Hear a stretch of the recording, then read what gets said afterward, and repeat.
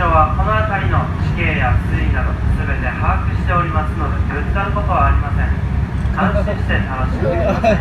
ほんまのギリギリや。いろんな種類の魚やサンゴが目の前で見えています。すごいな。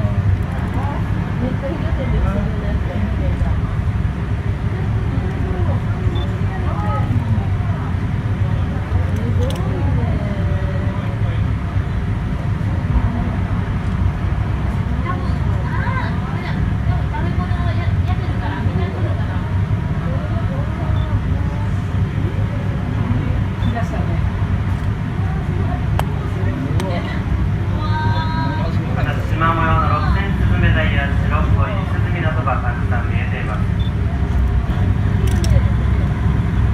このようにサンゴ礁の上を通れるのは満潮の時間帯だけです。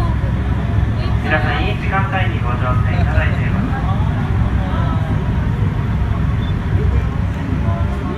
毎回同じコースを通っているわけではありません。その時の海の状況によって船長が一番いいコースを選んでご案内しています。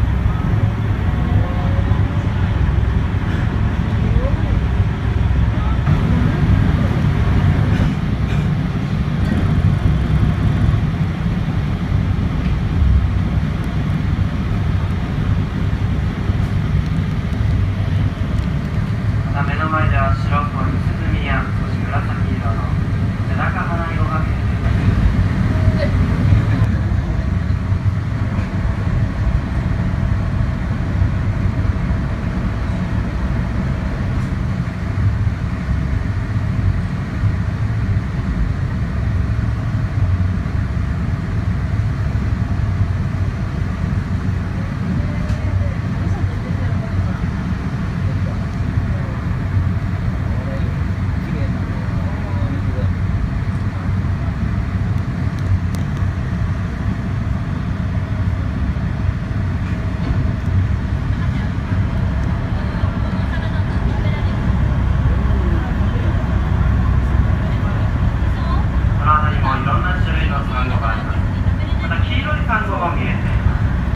こちらも柔らかいサンゴです。